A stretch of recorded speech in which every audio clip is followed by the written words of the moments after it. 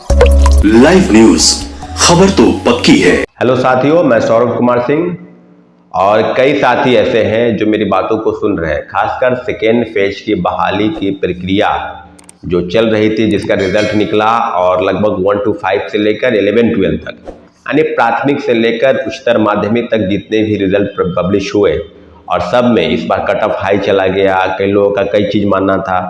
तो up to date जो बातें हैं, क्या सरकार के तरफ से या बीपीएससी की तरफ से जो चीज़ें हुई, खासकर 2-3 प्रमुख बिंदु की हम चर्चा करेंगे। और जितने भी साथी जो फ़ोन कॉल करके ये बता रहे हैं कि कल ही बैठक बुलाते, तो कल एक महत्वपूर्ण बैठक सेकेंड फेज की बहाली को लेकर, जो भाषा की अर्हता थी, यानी जो भाषा समाप्त किया गया पेपर में, सिर्फ 1 to 5 में रखा गया, बाद बाकी ऊपर की चीज़ों को छोड़ दिया गया। तो सारी चीज़ों पर आपके साथ हम मिल बैठकर बात करेंगे। और बैठक जो होगी वो गांधी मूर्ति, गांधी मैदान के पास होगी।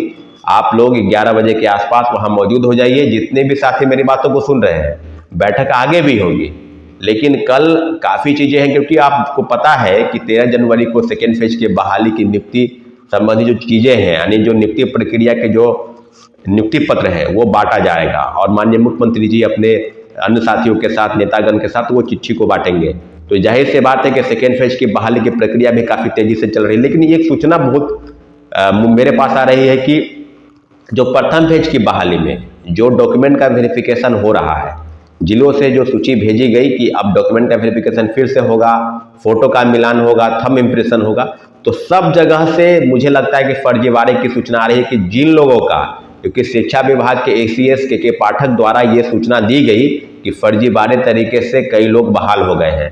तो आज भी पटना से भी सूची आई है कि लगभग 150 से ज़्यादा शिक्षक अभी तक नदारत हैं।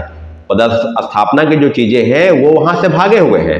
तो कहने का मतलब है कि जो फर्जीवाड़े तरीके से नियुक्ति प्रक्रिया अपनाई गई, और उन सब चीज़ों पर अब बिल्कुल अप टू डेट अगर आप चाहते हैं तो ये बात क्लियर हो गया कि जो व्यक्ति परीक्षा में बैठा कोई और, नौकरी कोई और कर रहा है, और अब जो फोटो का मिलान या आधार कार्ड का मैचिंग या आदि आदि कई चीज़ों का जब मिलान हो रहा है, तो वही फर्जीवाड़े तरीके से फिर उन्हीं लोगों को बहाल किया जा रहा है, क्योंकि वो व्यक्ति उसको साथ में लेकर जा रहे हैं। और जो प्रक्रिया, तो जिले स्तर से जो भ्रष्टाचार का जो आंकड़ा है वो हाई लेवल पर है। इसलिए माननीय मुख्यमंत्री जी से और शिक्षा विभाग के अपर मुख्य सचिव जी से आग्रह है कि इन सब चीज़ों पर बिल्कुल ध्यान से इस बात को बारीकी से देखें कि क्या जिला से जो डॉक्यूमेंट का वेरिफिकेशन हो रहा है वो सही तरीके से हो रहा है या नहीं हो रहा है। क्योंकि जो चीज़ें बिल्कुल संज्ञान में है वो यही है कि जो पैसा लेकर जिला शिक्षा पदाधिकारी अगर मैच नहीं कर रहा है तो उनको बाद में बुलाकर जैसे तैसे कर कर, क्योंकि जो व्यक्ति फोटो का मिलान हुआ नहीं, थंब इम्प्रेशन लगा नहीं, तो कहीं ना कहीं खामी है। छोटी मोटी गलती हो सकती है,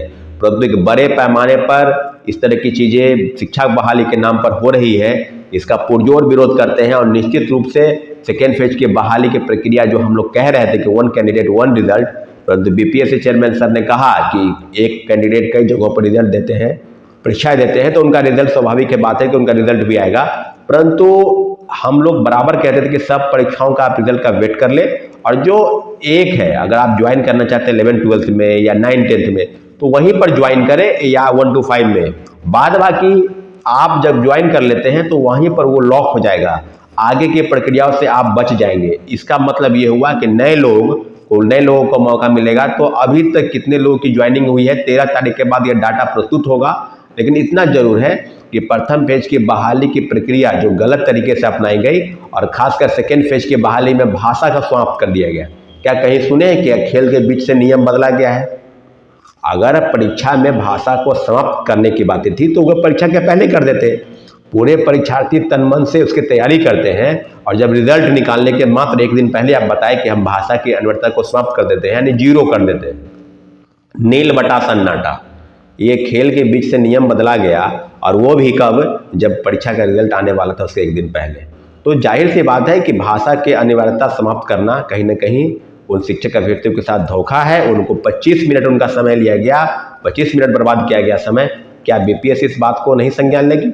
इसकी पुष्टि तो वो कर चुके हैं, क्योंकि आपने अपनी गलती को ढकने के लिए, अपने पाप को छुपाने के लिए, क्योंकि उर्दू की जगह पर हिंदी और अंग्रेजी की जगह पर उर्दू और उर्दू की जगह पर हिंदी और हिंदी की जगह पर इंग्लिश, इन सब प्रश्न पत्रों को आपने परीक्षा में शामिल कराया और उन सब चीज़ों पर दोबारा परीक्षा न लेने की स्थिति में आपने कहा कि भाषा के अनिवार्यता को समाप्त करते हैं।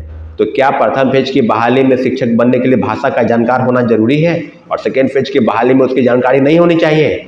क्या नोटिफिकेशन में जिस बात का जिक्र है इस बात पर लड़ाई आगे नहीं लड़ी जा सकती है? सारी चीज़ें बिल्कुल अप टू डेट है कि बिहार सरकार और शिक्षा विभाग ने अंधेरे में रखकर जिस तरह की चीज़ें की उस बात की प्रामाणिकता हो गई कि जिस प्रकार की भाषा का इस्तेमाल के पाठक सर करते हैं।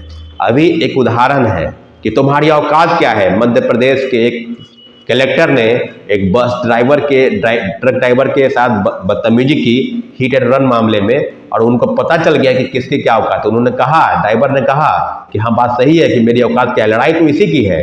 कोई व्यक्ति इतने बड़े पद पर बैठकर और इस तरह की भाषा के इस्तेमाल करे तो माननीय मुख्यमंत्री मध्य प्रदेश सरकार ने बिल्कुल सही फैसला किया और उस डीएम को, जिलाधिकारी को वहां से हटाया गया। ये बात बिल्कुल सही है कि आपकी नियुक्ति कोई भी कितने भी बड़े पद पर बैठा हो वो सरकार का नौकर ही होता है। सरकार की योजनाओं का क्रियान्वयन सही तरीके से हो, उसका बिल्कुल सही तरीके से पब्लिक में उसकी बातों को, उसकी पॉलिसी को, उसके लाभ को पहुंचाने का काम जिला स्तर पर होता है या तमाम अधिकारी बड़े लेवल से लेकर छोटे लेवल तक। और इस तरह की भाषा के इस्तेमाल के पाठक जो अपर मुख्य सचिव है उन्होंने भी किया है। मोटा, गेंडा, पता नहीं क्या, पागल, सन की, प्रिंसिपल के साथ अभद्र व्यवहार और आदि आदि कई चीज़ों पर उनका किसी से कोई डर नहीं। तो क्या बिहार सरकार शिक्षा बहाली के नाम पर जिस तरह के भाषा के इस्तेमाल के पाठक कर रहे हैं, क्या इस तरह की चीज़ें और बीपीएससी की तरफ से अगर आपने ग्रीवांसेस मांगे, अगर आपने ये कहे कि हाँ आवेदन दीजिए शपथ पत्र के साथ, अगर शपथ पत्र के साथ किसी ने आवेदन दिया तो उसके ऊपर भी कार्रवाई हो गई है, नोटिस उसको भी दिया गया है। तो कई चीजें हैं। अगर कोई व्यक्ति के साथ गलत हो रहा है तो जाहिर सी बात है आवेदन देगा और आवेदन शपथ पत्र के साथ देगा। तो ये कौन सी बात होगी कि आप उसके ऊपर कार्रवाई, किसी को 3 वर्ष, किसी को 5 वर्ष परीक्षा में बैठने के लिए बाधित किया गया है। तो इस तरह की तुगलकी फरमान बिहार सरकार में लगातार चल रही, चाहे वो शिक्षा विभाग की तरफ से हो चाहे बीपीएससी की तरफ से हो।